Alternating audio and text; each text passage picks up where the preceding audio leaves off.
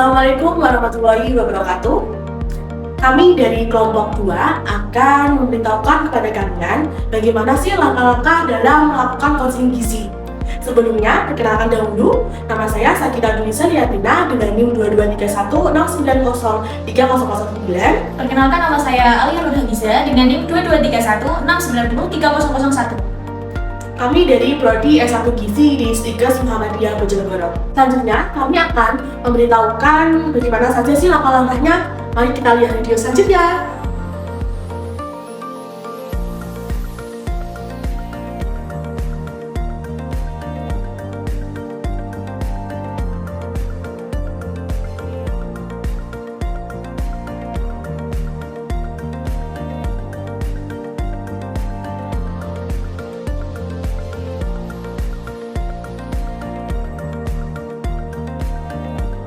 Dalam konseling ini terdapat 6 langkah yang perlu kita lakukan. Yang pertama, yaitu membangun dasar-dasar konseling. Permisi Bu, selamat siang. Selamat siang, silakan masuk. Silakan duduk, Mbak. Ya. Perkenalkan, nama saya Sakina Dunisa Liatina, biasa dipanggil Sakina. Nah, saya di sini sebagai seorang ahli gizi di Rumah Sakit Bagi Indah. Mohon maaf, dengan Mbak siapa? Nama saya Alia Nurhaliza, biasa dipanggil dengan nama Alia. Oh, Mbak Alia, dia bisa saya bantu? Jadi begini Bu, saya itu dapat rujukan dari dokter untuk ke poligizi sini. Oh, apakah saya boleh lihat berkas yang di bawah? Boleh Bu, ini berkasnya. Terima kasih. Baik, saya lihat dulu ya. Ya. Dan sebelumnya, saya juga akan menjelaskan kenapa Mbak dirujuk di poligizi ini. Dan di sini saya selaku ahli gizi akan mencari alternatif solusi untuk masalah yang Mbak hadapi sekarang. Di sini saya juga akan memberikan informasi dan edukasi kepada Mbak, dan jangan khawatir, masalah data lab ini saya tidak akan membicarakan kepada orang lain dan saya akan merahasiakan sendiri. Di sini tertera dengan nama Mbak Alia Nurhaliza, umur 21 tahun, apakah benar? Iya Bu, benar sekali. Berarti ini kakaknya sekarang lagi kuliah ya? Iya Bu, saya lagi kuliah semester 5. Loh, sama dong sama adik saya. Adik saya juga lagi kuliah sekarang semester 5. Dan dia tuh lagi sibuk-sibuknya ngerjain tugas-tugas. Iya Bu, emang sibuk banget semester 5 itu semester menurut saya itu semester yang paling sulit banget dan digempur sama tugas-tugas juga. Oh iya, ini baru semester 5 ya? Iya. Lagi 6, 7, 8. Oke, semangat ya Kak? Ya, semangat terus Bu.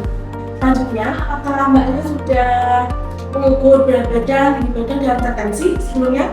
Kalau saya berat badannya sudah, tinggi badannya juga sudah, cuma kurang tensinya aja yang belum. Kalau untuk berat badan sama tinggi badannya berapa ya? Kalau berat badan saya itu 60 kg Bu, kalau tinggi badan saya itu 158 cm. Oke, sebelumnya kita melakukan tertensi dulu ya Mbak. Mohon tangannya kalau di atas meja. Dan bagian kanan ya? Oh iya.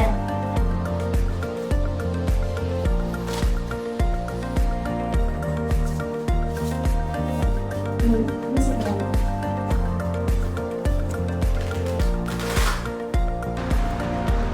Terakhir tertensi berapa ya Mbak? Dokter 24 Bu. Udah apa? Jadi Per 8 Bu.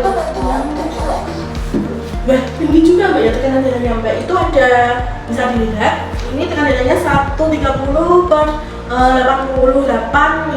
ml air paksa. Yang kedua, kita akan melakukan penggalian masalah kepada pasien. Bisa diceritakan keluhan apa saja sih Mbak yang Mbak rasakan alami beberapa hari ini? Saya tuh sering kepala saya tuh pusing, terus saya juga sering kayak perut saya tuh mual, terus pandangan saya tuh kabur, terus kadang dada saya tuh sesak gitu loh Bu. Oh gitu ya Mbak keluhannya. Mungkin bisa sebutkan nggak sih makanan yang Mbak suka atau tidak suka itu? Makanan yang saya suka itu seperti sate, seblak, terus cilok, gitu-gitu, geprek.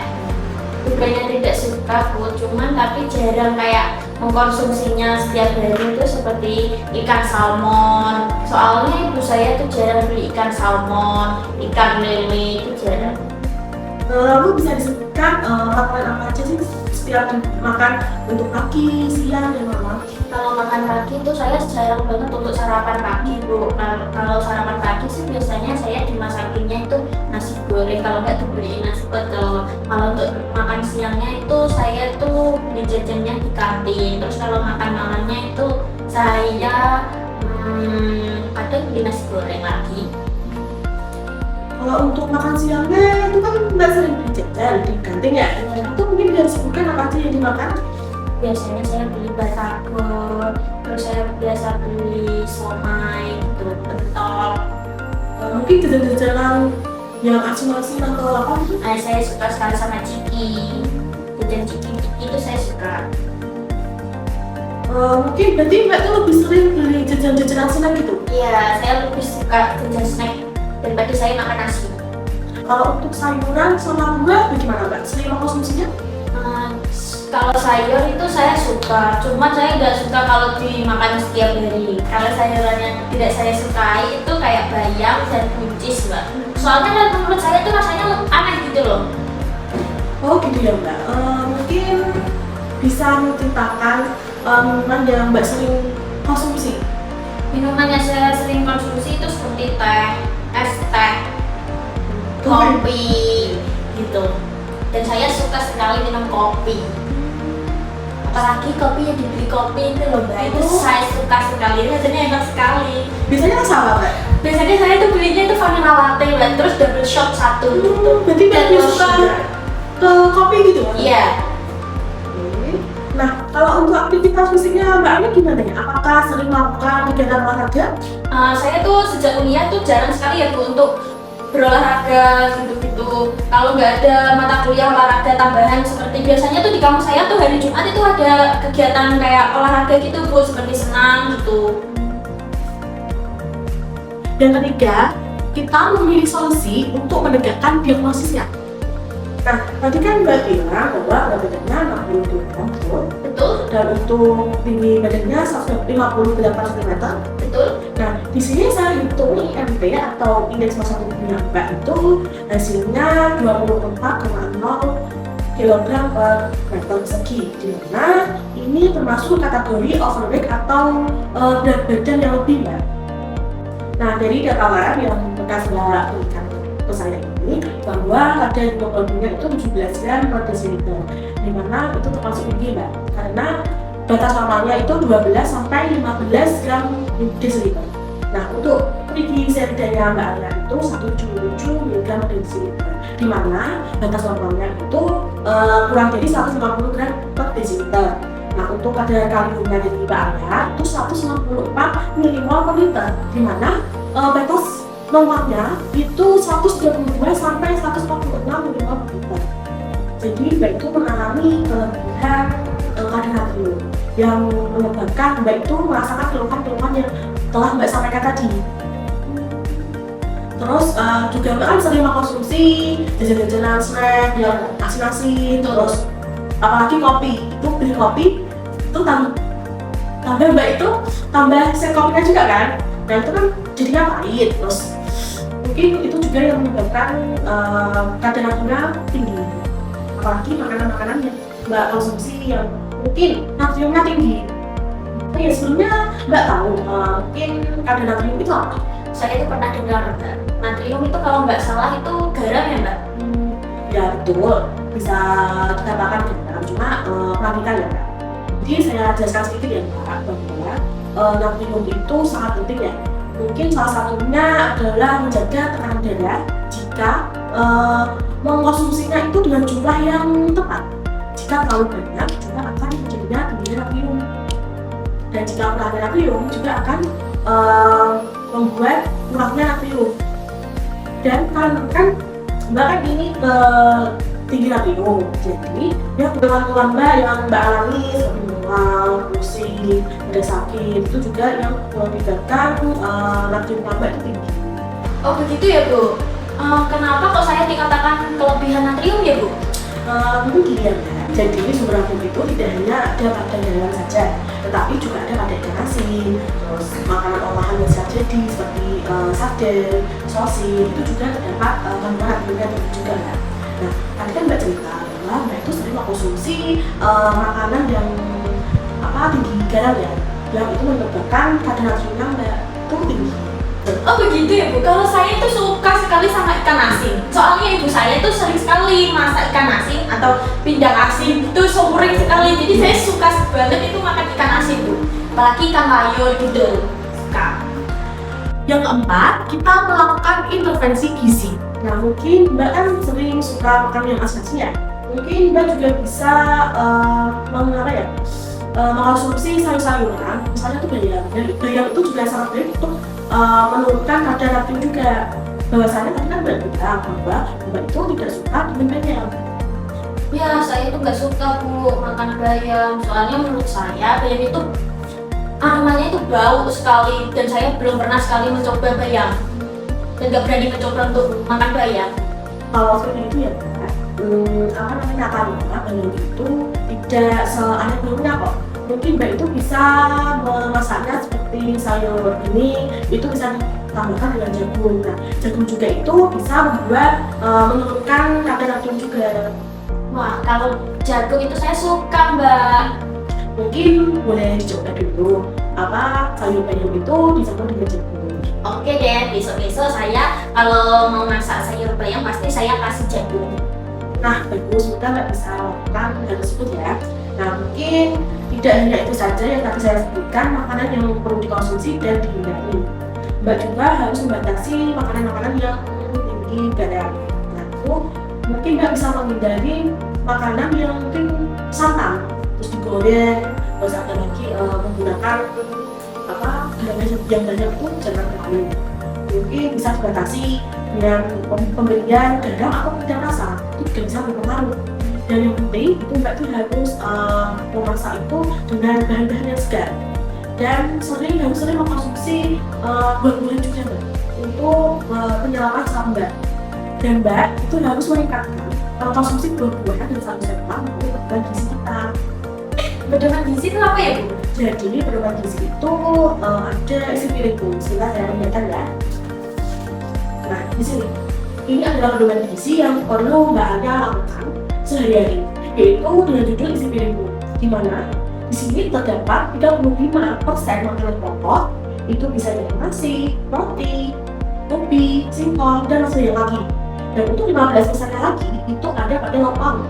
Nah, lauk pauk ini ada tempe, tahu, ikan, daging, dan masih yang lagi. Dan untuk 15%-nya lagi itu ada buah-buahan, di mana buah-buahan ini ada pisang, semangka, melon, pepaya, dan lain-lainnya.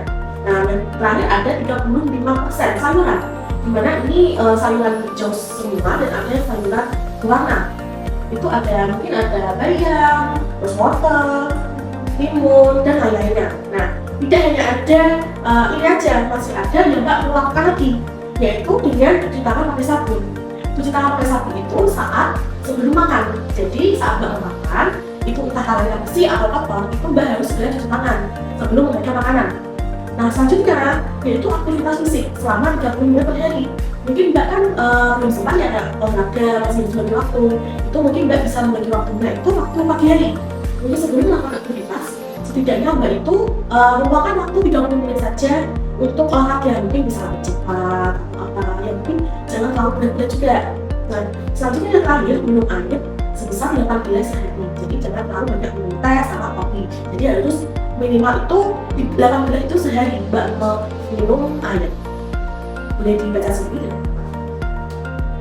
Oh begitu ya Bu penjelasan dari isi piringku ini. Jadi saya ya menyarankan pada Mbak Anya setiap pagi setidaknya itu mengkonsumsi makanan, entah itu ya makanan itu tidak harus nasi, karena menurut karbohidrat itu bukan hanya pakai nasi juga, ada roti, ubi, singkong. Nah itu bisa Mbak buat sarapan setiap pagi jika Mbak tidak sempat untuk masak ya. Mungkin Mbak bisa melakukan atau membeli roti untuk Mbak konsumsi di pagi hari. Nah untuk siangnya lagi itu saya menyarankan untuk Mbak bahwa jangan sering beli jajanan snack-snackan atau beli jajan di luar, apalagi kan geprek ya. Mbak kan sekarang kan pastinya kalau bingung mau cari makanan apa pasti geprek. Iya betul. Nah itu saya menyarankan Mbak itu harus membawa bekal dari rumah. Oh gitu ya Bu. Kedepannya saya akan menyempatkan untuk sarapan pagi dan membawa bekal untuk ke kampus. Nah oke, bagus. Nah untuk aktivitas fisiknya, Mbak juga harus bisa menempatkan ya, mungkin waktu hari libur Mbak juga bisa melakukan aktivitas fisik, mungkin CFD ya, kan maksudnya minggu ada kegiatan CFD. Nah itu mungkin Mbak bisa melakukan jalan cepat di acara CFD itu, tapi jangan selalu membeli jajan. Itu yang agak susah untuk saya hindari karena saya suka jajan Bu. Ya saya sarankan ya mungkin bisa diulang lagi ya dengan belajarnya itu. Iya. Baik, bisa diulangi lagi kesepakatan kita dan telah saya bicarakan lagi tadi kepada Mbak. Nah yang tadi saya tangkap tadi, saya tuh harus mulai sekarang itu sarapan pagi dan membawa bekal untuk ke kampus dan menyempatkan waktu kalau nggak ada tugas atau lagi nggak sibuk itu untuk berolahraga. Lalu saya harus mengurangi minuman seperti kopi dan teh. Baik, betul sekali yang Mbak Alia bicarakan tadi kesepakatan kita itu apa saja. Yang kelima, kita melakukan monitoring dan evaluasi atau disebut dengan MONES. Baik, jadi pertemuan pertama ini saya catat ya, untuk melakukan evaluasi 1 bulan ke depan. Itu kita lihat bagaimana, apakah berjalan dengan lancar atau tidak. Nah mungkin jika Mbak masih kebingungan atau masih bingung makanan apa yang dihindari dan apa saja yang perlu dilakukan, mungkin Mbak bisa lihat di saat ini. Di ini ada poster report dan di sini menjelaskan darah tinggi apa hipertensi. Di sini juga ada kelebihannya, terus penyebabnya, gejala yang menjadi hipertensi. Terus di sini juga ada bagaimana cara mencegahnya, terus cara mengatasinya. Nah ini bisa Mbak baca dan jika Mbak bingung, itu Mbak bisa konfirmasi kepada saya. Di sini tertera ada nomor saya. Jika Mbak merasa bingung yang Mbak lakukan itu seperti apa, Mbak bisa hubungi saya di nomor saya. Itu. Terakhir yaitu keenam, itu kita mengakhiri konseling. Oh baik Mbak, jadi saya harapkan Mbaknya bisa menjaga pola makannya, terus mengurangi minuman yang terlalu manis seperti es teh, dan menerapkan program ini dengan baik. Dan saya juga mohon maaf jika dalam penyampaian saya masih kurang bagus atau mungkin menyakiti hati Mbak, saya mohon maaf. Semoga Mbak juga cepat sehat, terus cepat sembuh. Ini saya kembalikan berkasnya Mbak yang hasil data lain. Terima kasih ya Mbak. Terima kasih. Mari. Sekian dari video kami. Mohon maaf bila ada kesalahan. Saya minta maaf. Wassalamualaikum warahmatullahi wabarakatuh.